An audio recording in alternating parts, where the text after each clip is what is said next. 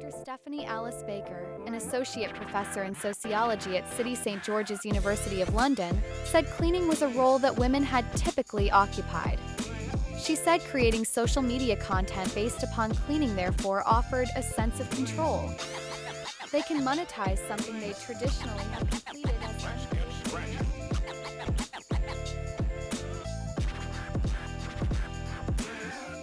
What's up, everybody? You're listening to One Big Question with Renee Smith. And yes, it's your girl Renee, back on the mic with a fresh episode for your mind, your heart, and maybe even your soul if we're lucky. It is April 6, 2025, and let me just say, phew, the questions are still big and the vibes are still real. If you're new here, first off, welcome to the deep end. Around here, we don't do small talk. We dig into one big, bold, beautiful question each week, questions that make us think twice, feel deeply, and maybe, just maybe, change how we see the world. So, grab your coffee, your tea, or whatever keeps you grounded, because today's big question is one you do not want to miss. Let's get into it. When Rachel Shinariri played London's O2 Arena last month, she cried.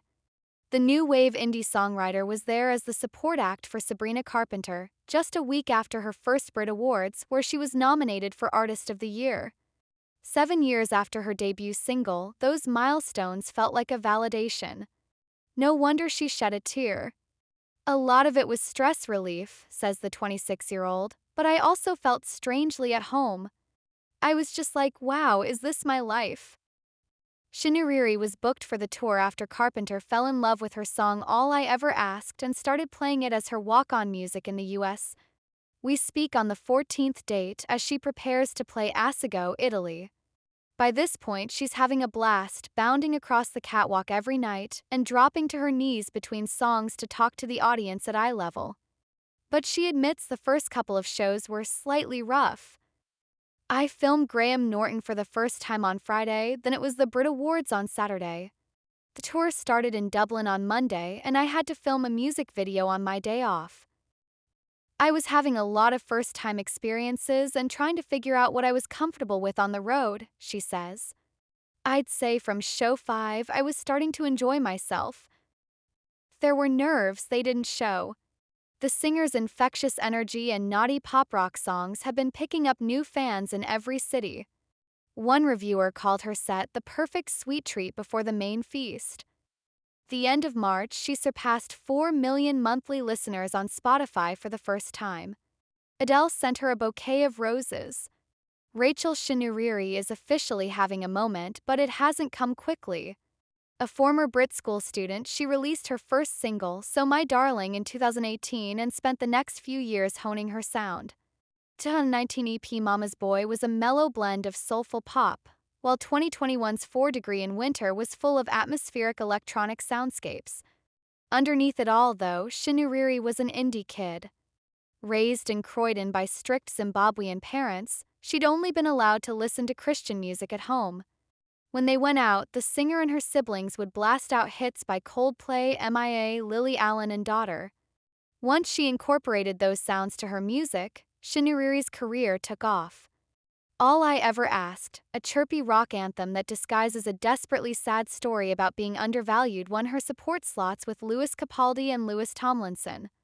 Florence Pugh declared herself a fan and ended up starring in the video for Never Need Me, a killer kiss-off to a boyfriend who left her dangling. For a musician who'd suffered crippling anxiety as a teenager, I was pulling my hair out and having panic attacks. The success was entirely unexpected. British culture is quite self-deprecating, she says, so when I was younger I just didn't believe I could do these things. Even the fact I can say I'm a 2-time Brit nominee is still quite surreal. Then I'm like, why is it surreal? I do deserve it because I've been making music since I was 16 and I haven't stopped. Shinariri's debut album, The Naughties Flavored What a Devastating Turn of Events, was finally released last May. Initially charting at number 17, it has continued to sell steadily, thanks to the continued popularity of All I Ever Asked on TikTok, as well as Shinariri's scene-stealing festival performances. Reflecting on her rise, she says there is a privilege to having a slow-paced career. I've seen what happens when you skyrocket or go viral. If I had a massive hit song when I was 21, I wouldn't have been ready in any way, shape, or form, mentally or professionally. I'd be panicking. So now that things are skyrocketing, I just need to remember that what I'm good at is writing how I feel and turning those feelings into music. And even though there's more opinions about what I'm doing now, I need to trust my gut. What a devastating turn of events was a huge emotional purge. Among the topics she discussed, racism, school bullying, self-harm, alcoholism, alienation, and toxic relationships. A recurring theme was men who take more from a relationship than they put back in. I'm quite a caregiver by nature, and that attracts boys who need a lot of help or are very insecure, the singer reflects. I tend to be the person's mother, which isn't fun because I have to be the strong one and there's no room for my emotions. But the days of heartbreak are over. Last year, the singer unexpectedly found herself in a new kind of relationship, one where her needs are as important as her partner's. It's written all over her new EP, Little House. Kissing me under the indigo / I begged for the morning sun not to rise / oh, what a beautiful starry night, she sings, totally besotted, on the ballad Indigo. The lead single, Can We Talk About Isaac, even uses her new partner's real name. His photo is on the artwork. It's quite a brave move, she laughs, but I'm a hopeless romantic and I don't want to lose being able to document my life in song. It's a risk that whoever wants to date me was going to have to take. The title track documents their chance meeting at a pub. With 2 pints in his hands, he came over and said, "Nice to meet you." He's very sweet, he's got a very simple friendship group, he likes going to the pub, but he does so much for me. It's the first experience I've ever had of being taken care of. He's changed my life, no matter what happens between us. We're both just really in love with each other and having a blast. The moment, though, the couple have been forced apart. The Sabrina Carpenter tour lasts 5 weeks, after which Shinuriri sets off for her first headline tour of North America. Comes 6 months after the singer had to pull out of a U.S. support slot with alt-pop star Remy Wolf. She says the dates would have left her penniless, even with financial support from her record label. As much as I would have loved that tour, I wouldn't have been able to pay my rent, which was very, very scary, she says. My fans were like, let's help out. Let's do a GoFundMe for 10 grand, but it was far beyond 10 grand. It was like, who's going to pay for visas? Where's your band going to sleep? What are people going to eat? It was a big wake-up call. It made me reassess, do I need to be styled all the time? Do I need to travel this way all the time?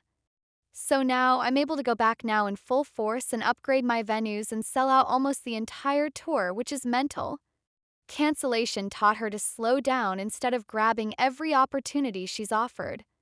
It's a sign that Shinuriri is finally shedding the self-doubt that clouded her early career. The success of the Sabrina Carpenter tour is a prime example. There's always a risk as an opener that people might be completely uninterested, but this has been the complete opposite, she says. Having the entire arena sing songs with you is such a blessed feeling to have. It won't be long before she's selling out those arenas on her own. Walking into a busy climbing gym in London on a Friday night, I feel an overwhelming sense of dread. Desperately gazing past the staff at the reception desk, my eyes lock onto the sea of chalk-covered hands and limbs swinging between multicolored holds, all around 5 meters, 16 feet above crash mats. I am here as part of an experiment for our ongoing BBC series exploring the science and art of friendship. Cultivating friendships is key to our well-being and to living a long life. As we mature and become more agreeable, it can actually get easier to form and maintain friendships. But where do you start? London is a city of nearly 9 million people, but like anywhere, it can still be lonely. And without opportunities to mingle, it can be hard to try out and develop different friendship skills and strategies. Finding a hobby may seem an obvious way to foster social connection. In fact, research suggests that bonding through hobbies is a uniquely human trait. However, given the huge range of potential clubs, classes, and activities, which one is actually best for making friends? And is there scientific evidence that some activities have more social potential than others? To find out, I tested 3 new activities and 1 existing hobby for comparison and also explored the evidence-backed benefits they might offer. I chose a range of activities from sports to art across different budgets. For full transparency, I decided to mention the cost of each activity since choosing a hobby can also be a matter of affordability. Here's what I found. In late 2020, I moved to London from the countryside.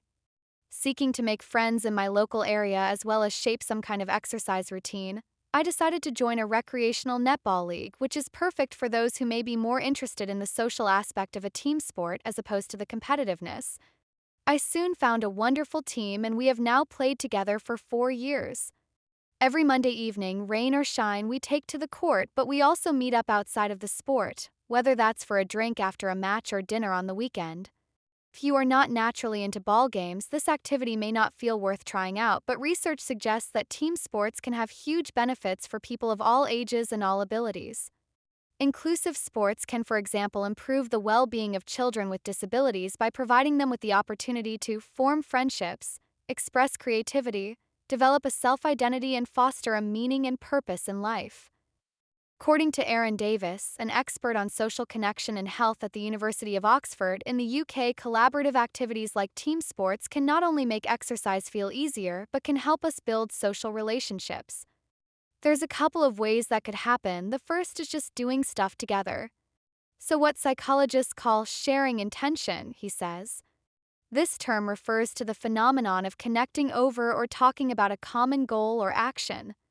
As Davis puts it, it's the sense of, I think about what you're thinking about, you think about what I'm thinking about. Shared intention makes us feel a bit closer to one another, and that can lead us to view one another as good cooperative partners or people that we feel more similar to, he says. And these are the things that build friendships. Through coordinating or collaborating, we're able to signal to each other that we're friends, he explains. Davis goes on to explain how endorphins and other natural chemicals released in the body when we do aerobic exercise, for example the feeling of runner's high, can be enhanced when we're working in a team. Interestingly, these chemicals are also involved in primate bonding. When primates groom each other, they release endorphins, or when we laugh together, we release endorphins, he says. So this gives us a positive feeling that we then start to associate with the people around us. Can be a way to build connection through sharing a positive psychological state. A 2023 study compared social bonding between humans and between other primates, concluded that there may be something unique about the way we as humans bond through shared experiences, whether it's taking a walk together, dancing together, making music together, playing team sports, or even just having a conversation. While positive social bonds are generally important for all primates, our special ability as humans to connect through shared, interactive experiences may help us learn more about each other and ultimately coordinate and maintain larger social networks than other primates, according to the study. For adults, team sport participation typically declines in older age, but research suggests it's never too late. One study examined the reasons why a group of adults over the age of 55 engage in team sports and found that community and togetherness were an important motivation, as well as the potential health benefits. From my experience, team sports are fantastic for making friends because not only do you see the same people on a weekly basis, but playing a sport together provides a topic of conversation to discuss and bond over. I have made lifelong friends through netball, and it always brings a burst of joy to my week, even when we lose. Still, I was curious about whether adding other activities could help me widen my social circle further and reveal insights into our relationship with ourselves as well as with others. That's how I ended up in the chalk-dusted bouldering gym. Bouldering is a type of climbing where the route is short but tricky and is performed without a harness or ropes. Studies on bouldering and mental health suggest that the sport may have a positive effect on symptoms of depression more so than home-based exercise, for example. In one study, 133 patients with depression were assigned bouldering psychotherapy for 10 weeks. The results showed that bouldering alleviated their symptoms. Of course, depression is a complex condition, and if you are worried about your mental health, you should consult your healthcare provider for advice and support. As with team sports, the benefits of climbing and bouldering extend across different ages and abilities. Researchers surveying U.S. veterans and non-veterans with disabilities found a range of potential therapeutic benefits to adaptive rock and rope climbing, for example, including community connection, confidence building, and muscle strengthening. I certainly found that bouldering had a positive effect on my mind. When I was climbing, my sole focus was concentrated on my next move, where my feet needed to go, how to swing my hips to reach the next hold, and ensuring I kept a steady grip. Essentially, it felt like problem solving combined with a physical challenge. When I was taking a rest and observing groups of climbers in the middle of the mats, both chatting and looking out for fellow climbers on the wall, it also became clear that bouldering is a very social sport. They were offering support, encouragement, and guidance to each other. Climbing gyms host a range of routes at varying difficulty levels, marked by color, meaning that people with different fitness levels can boulder together. I had booked a beginner's bouldering class, where 5 of us quickly became united in a camaraderie as an instructor guided us through technique, climbing etiquette, and safety. After an hour of learning and testing out the routes to see what we could manage with support from our instructor, we were left to our own devices. Our group largely stuck together, but it was easy to chat to other climbers. The next day, I woke to achy forearms, but it was a satisfying pain, as was the satisfying feeling of trying something brand new. Unfortunately, the price tag attached to climbing and bouldering is on the higher side, and some may not be comfortable with the level of risk and potential for injury.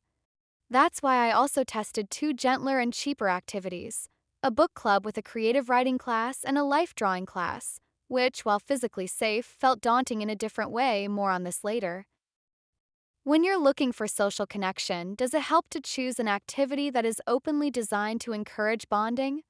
I tested this out by taking part in a creative writing session in East London. Facilitated by the London Girls Book Club, who host a range of events alongside their monthly book club meeting, the session was designed to help people meet other writers, get inspired, and have an opportunity to focus on a piece of creative writing. I've seen so many of the women create best friends through our club, says Caitlin Curry, who founded the London Girls Book Club 4 years ago after she moved to London from Northeast England. In her experience, the shared foundation of loving books has enabled women to form strong friendships. At the start, you might be seeing new faces, or you might see someone every so often, but the more that you come, you start to see similar faces and build those connections, she says. Psychologists have a name for this kind of bonding by engaging in and talking about a shared activity: triadic interactions. In triadic interactions, we pay attention both to each other and to an object or activity of mutual interest. On the other hand, a dyadic interaction is one where we only focus on each other. Both dyadic and triadic interactions are key to our early development and continue to have bonding benefits for adults, research suggests. Most of the women attending this session had shown up alone, and everyone was approachable and open. After an introduction and opportunity to meet everyone, we had 30 minutes of quiet time, a break to discuss what we were working on, and then a further 30 minutes to write. I did find that our shared interest in reading and writing, along with our shared goals as writers, made it easy to bond, despite being total strangers just an hour before. There are psychological benefits to creative writing too, research suggests. One study by Plymouth University and Nottingham Trent University in the UK found that writing and discussing poetry as a means to deal with the COVID-19 pandemic helped people to cope with feelings of loneliness and isolation, as well as help to reduce feelings of anxiety and depression. A similar study published in 2021 found that creative writing may encourage personal growth and a sense of inner peace. Book clubs can also be an affordable way to socialize, especially if you borrow the book from a library. Reading may even have health benefits, such as cognitive benefits, potentially making it another hobby that provides a social as well as physical boost. For anyone who is nervous about joining a book club, Curry offers the reminder that you always have the book in common if you're feeling shy. A lot of the women that come are very open, very friendly, and they'll do things like follow up with each other. I provide friendship tips, we have name labels, and we swap around so that you get to chat to lots of new people. As with the other activities I tried out, I discovered that life drawing offered a surprising additional benefit beyond the promise of social connection. It can have a positive impact on body image. One study showed how it just took 6 weeks of classes to notice feelings of body pride and elevation. Another study showed that for women in particular, greater attendance of life drawing classes was associated with higher body appreciation, as well as a lower drive for thinness and social physique anxiety. The workshop consisted of sketching a naked person in different poses, accompanied by guidance from Miskovsky through the first hour. After a break where we chatted amongst us, with aforementioned tea and biscuits, the session resumed with longer poses for the second hour. Miskovsky created a friendly, safe, and tranquil space for all, regardless of skill level. Some people were gently reintroducing themselves to life drawing, others trying something brand new, others had been honing their skills for years. In terms of my original quest to find out which activity would be best for making friends, all the ones I tried were a success. Each formed a gateway to a community and new friends, while offering other benefits I hadn't even thought about when starting this mission. Embarking on a new hobby is, of course, just a first step. It may not be an instant solution to the widespread problem of social isolation and loneliness and the search for social connection. Still, my experience alongside the research on how we as a species bond through shared activities suggests that it's worth trying out a new activity where you might meet people with similar interests to you. In fact, at the start of this year, 19% of Americans made a New Year's resolution related to a hobby or a skill, according to a poll by the American Psychiatric Association. If you're not sure how to break the ice, here's an opening line I use several times when talking to my fellow boulderers, writers, and aspiring artists. Have you ever done this before? Admittedly, it may not be the world's greatest or most eloquent, but it did the job of getting us chatting. And for me at least, that awkward small talk quickly led to genuinely enjoyable conversations and shared moments of connection. Like many parents, Karis Harding spends a lot of time cleaning up after her kids. But unlike most, the 27-year-old mom of three is watched by thousands online as she scrubs, dusts, and declutters her home as part of a popular social media trend known as a reset. With more than 100K followers across TikTok and Instagram, Karis has become one of many full-time influencers who monetize their daily lives. I never thought for 1 minute that the routines and structure that I have in my life would be something people would be interested in, said Karis from Swansea. It was after having her second child in 2022 that Karis said she realized she needed to be another level of organized and began building an evening reset into her routine. She said each reset involves spending 20 minutes whipping around the house, cleaning the surfaces, putting stuff away, and getting ready for the next day after her children have gone to bed. She films herself along the way before editing the videos into short reels, which she shares on her social media platforms. I just love sharing things that are helping me because being a mom is difficult, said Karis. You've got a lot on your plate, you've got a lot to think about.